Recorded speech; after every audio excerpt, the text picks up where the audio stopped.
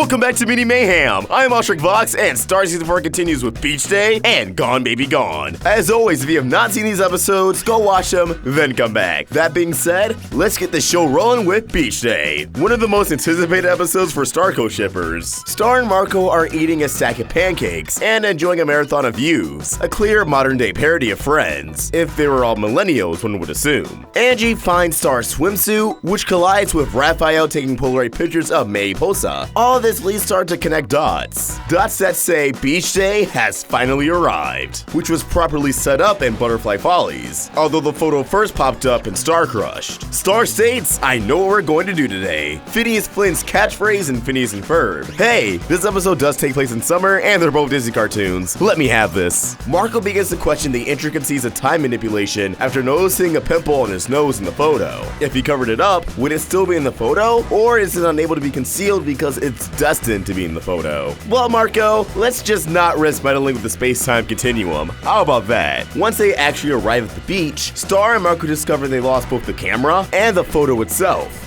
but are aided by an elderly woman who mistakes them for a couple, taking their photo. The Beach Day photo. This is the true origin of the photo. Now, with Marco no longer being breakup buddies with Kelly and on good terms with Jackie, I think he may be becoming more mature for a relationship, but Star still needs to officially break up with Tom. I'm not saying they themselves are gonna rush into a relationship or anything like that, but we're all thinking it. That old lady thought it, yet there's still some things they need to address. Despite finally landing the photo, Star is still unhappy and consults Father Time, possibly for the final time. However, Father Time reveals to Star that the photo was given to Father Time by Star herself. It was something Star meant to gift to her past self as something to look forward to. Star feels as if Beach Day was a lie, but then realizes the intention behind the photo worked. It still means something to Star, so she immortalizes it by taking a photo of the photo on her phone. Photoception, some may say. As Star begins to depart, Father Time remarks, "Too bad the hardest times are still ahead," before catching Star's attention and shrugging it off. This alludes to the final confrontations that await Star in the form of Mina Loveberry and any other antagonists lurking in the shadows. As Star explains the Beach Day situation to Marco, we see Marco create a sand sculpture of Ludo. See his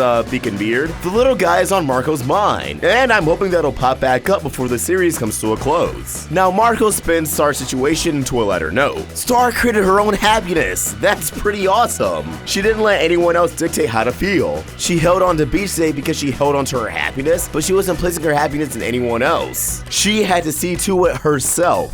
And in a way, it's a sign of maturity for Star. With that being said, the two fly home in a shopping cart, showing that some things will never change. And hopefully Star and Marco will always be one of those things. But getting all sappy aside, let's move on to Gone Baby Gone. We open with Meteora and Mariposa having a sleepover, Marco telling the two a story that ends with the heroes enjoying breakfast burritos, setting up this episode's climax. We see that Marco even hands Mariposa his hand puppet. Now, Mariposa's onesie has a purple, Saturn-like planet on her shirt, identical to Princess Quasar's cheek marks. Is there a possible connection going on here? Who's to say? Now, Hekapoo arrives with a warning for Marco that something bad is about to transpire on Muni, likely referring to Mina Loveberry, and that Marco needs to stay out of it and remain in Echo Creek. Now, this feels like it goes beyond a bad feeling, and Hekapoo is possibly hiding something. Maybe she's involved in conspiring against Eclipsa. That her, Romulus, Omnitraxis, they're all working with Mina. They're all trying to get rid of Eclipsa. And what we saw during the events of Coronation was nothing more than a cover-up to frame Romulus. Hekapoo even shows animosity towards Eclipsa in the fact that Marco is babysitting Meteora, when he's not doing anything wrong.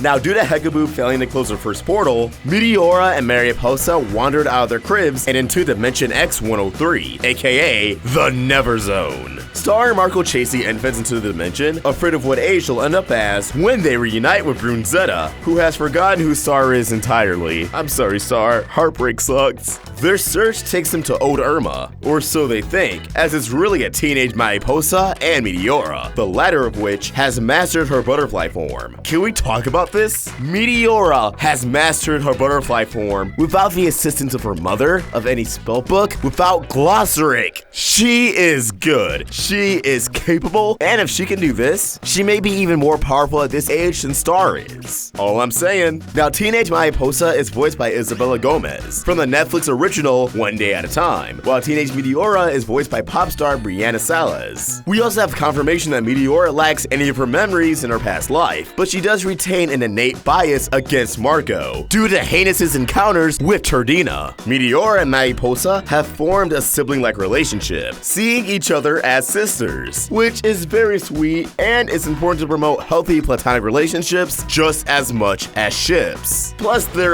babies, so I'm really happy they didn't set this up romantically or anything. Will that stop some shippers? No, but to each their own. Meteora and Meteora knock out Star and Marco with their suit, bringing them to Weiscan the Granter, so Meteora can be granted Star's magical abilities, kind of setting up a conflict that doesn't really get too much focus in the episode itself. Meteora feels lacking without magical abilities. She feels as if she's inferior without magic. Now, Weiscan the Granter is voiced by Max Middleman, the voice of Saitama from One Punch Man in the English dub. After Marco and Meteora team up against Weiscan, highlighting how they don't need magic to be strong and are just as worthy as Star and Meteora, Marco and Star are able to convince them to come back home, still being able to grow up together and rebuild their sister relationship, causing this entire episode to essentially be a Rugrats adventure from their eyes. Will they remember it? Who's to say, but I'm happy with how they turned out for now. And there you have it. Both of these episodes weren't as major as I thought they would be, but I still got plenty of enjoyment out of them. What did you think? Which episode segment was your favorite? Let us know your thoughts in the comments below, or tweet your thoughts at Roundtable Vids. And for my own thoughts, you can find me at MikeCatSU. We're also on Instagram. Help the Roundtable grow by either becoming a member of this channel or supporting us over at Patreon. Link in the description. If you enjoyed this video, please throw it a like and subscribe to the Roundtable for more great cartoon content. Thank you for watching, and I hope you have an awesome day. MikeCatSU out.